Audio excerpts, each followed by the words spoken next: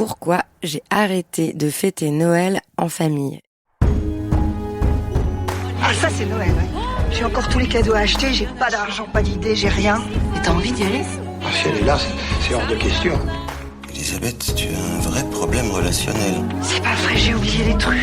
C'est une catastrophe. Je vous avais prévenu, c'était pas ça. Ces gendarmes, ça pèse jamais. Salut chers auditeurs. J'enregistre cet épisode en pensant à celles et ceux parmi vous pour qui les fêtes de fin d'année, c'est pas forcément un bon moment. Moi j'en fais partie et je suis beaucoup plus tranquille avec ça qu'il y a quelques années. Donc voilà, si vous adorez cette période, peut-être cet épisode va pas beaucoup vous intéresser et sinon restez avec moi. La semaine dernière, je suis allée au cinéma et sur le chemin, il y avait des guirlandes lumineuses dans les arbres, c'était beau. Et sur l'écran, juste avant le film, il y avait sur les publicités et dans les bandes annonces que des trucs de Noël, les versions caricaturales, quoi. Genre Fête de ce Noël, un moment magique. Plein de cadeaux, des cris beaucoup trop forts, des familles très souriantes, papa, maman, les enfants, des cadeaux, ho ho ho. Et vous, c'est quoi votre happy moments de Noël ? Bon, je pense que j'étais particulièrement fatiguée, mais je me suis sentie encore plus en décalage que les années précédentes, avec tout cet imaginaire de Noël comme un moment de surconsommation, alors qu'on sait, puisque la COP30 vient de se terminer, et que il suffit de regarder les études scientifiques sur la catastrophe écologique, qu'il faut qu'on arrête en fait de surproduire, et donc c'est totalement dissonant d'assister à ça, à l'encouragement à la consommation encore et encore de biens, alors qu'on sait qu'il faudrait arrêter. Il y a une pression à faire des cadeaux, à acheter, et que il y a des questions à se poser quand même sur ce qu'on consomme, d'où ça vient, qui l'a fabriqué, etc. Et du coup, je sais qu'on se retrouve parfois à acheter un peu n'importe quoi juste parce que il faut le faire. Bon, et ça peut mettre mal à l'aise. Puis surtout, on est quand même dans un contexte où beaucoup de personnes manquent d'argent, ont pas un niveau de vie suffisant.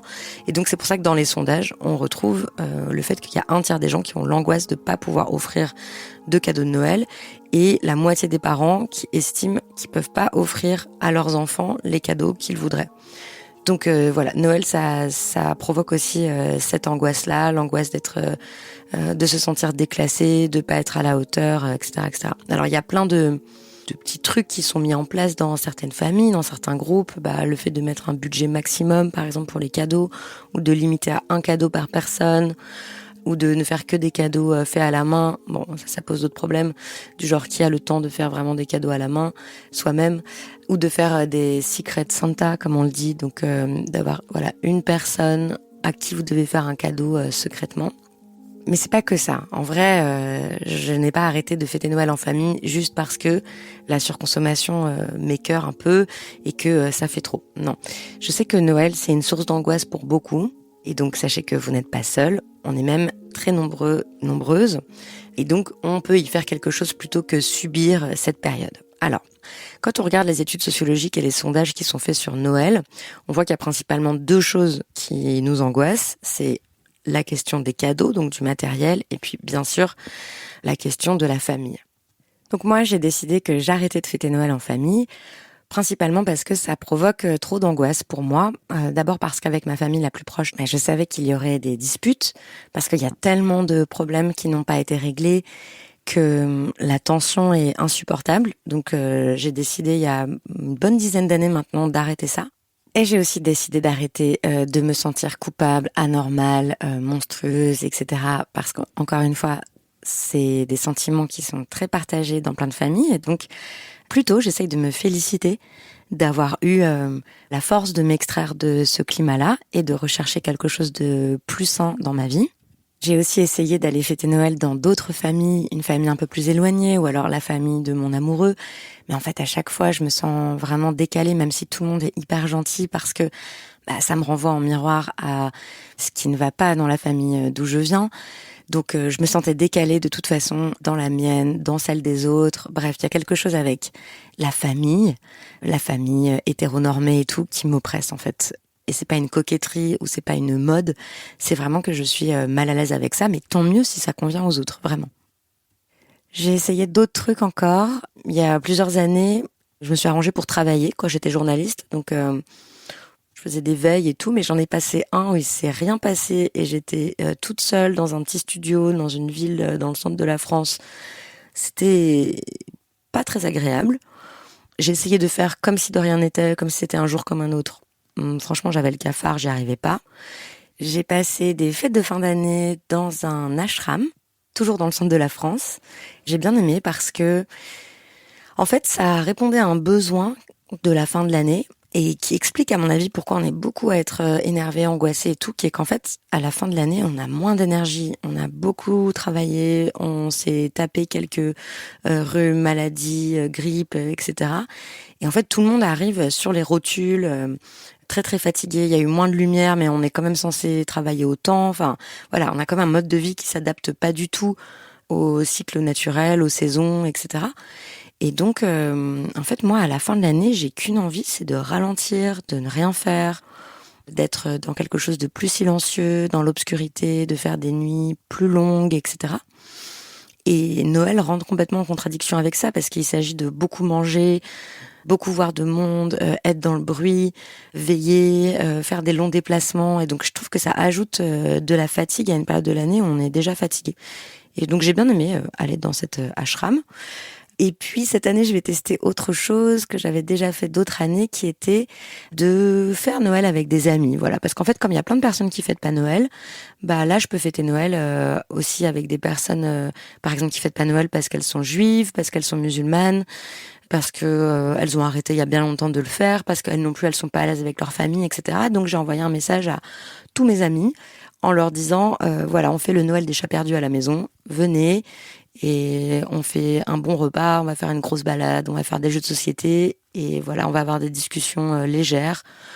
Donc oui, bon bah peut-être que je suis en train d'essayer de recréer une tradition, mais ça c'est un truc qui me paraît chouette à Noël, d'être voilà avec des personnes qu'on aime vraiment, avec qui on est bien et qui nous font pas de mal. Je reviens quand même sur la question de l'angoisse. Ça a été mesuré, hein. Il y a un sondage IFOP l'année dernière qui a montré que la moitié des Français se disaient stressés à l'approche de Noël, qu'ils avaient peur des conflits avec leur famille, qu'ils avaient peur des tensions, que ça leur était déjà arrivé d'avoir des désaccords, notamment sur l'organisation de Noël. Un chiffre que j'aime bien, toujours selon le même sondage, que plus de 60% des Français, un peu plus les femmes que les hommes, se retiennent de dire ce qu'ils pensent pendant les repas de Noël. 43% des Français qui ont décidé de ne plus fêter Noël avec certains proches à cause d'incompatibilité d'humeur. Je cite ces chiffres parce que ça me semble important de rappeler que voilà, si on a des difficultés, s'il y a des émotions négatives qui sont liées à la famille, c'est pas parce qu'on est anormal, parce qu'on est voilà, qu'on est une personne à problème et tout. Franchement, il y a beaucoup de gens pour qui c'est très difficile la famille, et c'est pas parce qu'on a raté quelque chose. C'est parce que c'est un lieu, même s'il est vu et idéalisé comme un lieu de refuge, c'est aussi un lieu où, objectivement, il y a beaucoup de violences qui sont commises.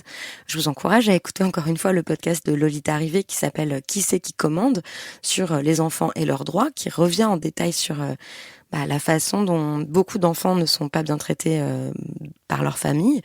On le sait, les féministes l'ont montré, que la famille, c'est un lieu de reproduction des violences éclatantes, hein, des violences physiques, mais aussi des violences qui sont de l'ordre de l'exploitation, du travail domestique. D'ailleurs, Noël, c'est vraiment le paroxysme de ça aussi, puisqu'on sait que ce sont les femmes en premier qui vont avoir la charge de l'organisation de Noël, de la confection du repas, de la charge émotionnelle aussi, de voir que tout le monde s'entend bien, d'arrondir les angles, etc. Et donc, voilà, c'est logique, normal, si vous sentez aussi que la famille, c'est pas ce lieu de paix et de ressourcement dont vous auriez besoin à cette période de l'année.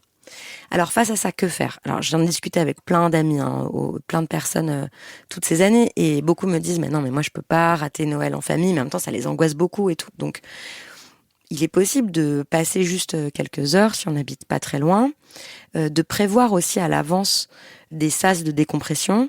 Ah oui, un autre truc que j'ai dit à mes amis aussi, c'est que mon copain et moi, on voulait bien faire hotline de Noël. Voilà, donc on sera là pour décrocher, pour écouter les messages vocaux et lire les messages des personnes qui pètent des câbles à leur repas de famille. C'est d'ailleurs un thème qui donne lieu à certaines des meilleures comédies françaises. Si vous voulez vous consoler de votre propre famille dysfonctionnelle, je vous conseille par exemple de regarder le film Un conte de Noël d'Arnaud Desplechin, un film de 2008. Tu ne m'aimes toujours pas, hein? Je ne t'ai jamais aimé. Moi non plus. Où vraiment ils sont tous affreux. Le film La bûche de Daniel Thompson. Cette année, j'avais envie de faire un truc un peu design, une bûche, assortie au décor. Et la bûche, mais t'as vu ce qu'elle nous a pompé avec la bûche? Et les décorations.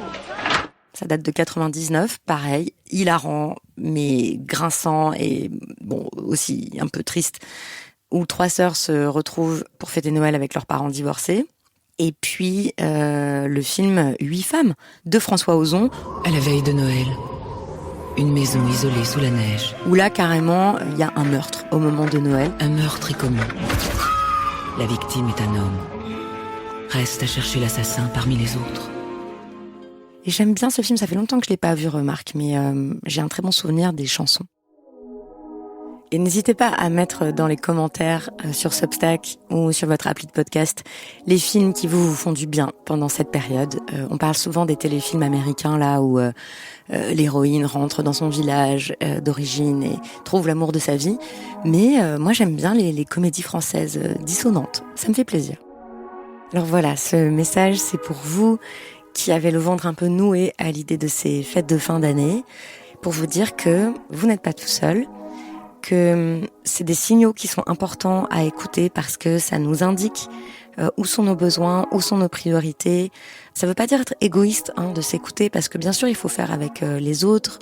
Parfois on est mal à l'aise avec ces fêtes où c'est un peu la corvée, mais on sait que ça va faire tellement plaisir à d'autres proches pour plein de raisons, parce qu'on a quelqu'un qui est malade, on a quelqu'un de très âgé, on a quelqu'un pour qui la famille c'est sacré, c'est super important.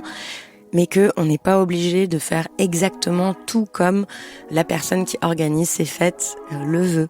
Qu'on peut essayer de se négocier des petites marges de manœuvre. Le fait que, je sais pas, on n'est pas obligé de rester à table. Par exemple, pour moi, c'est hyper dur de rester à table pendant des heures. Qu'on peut aller faire des tours dehors quand on veut. Qu'on n'est pas obligé d'être sympa avec telle ou telle personne.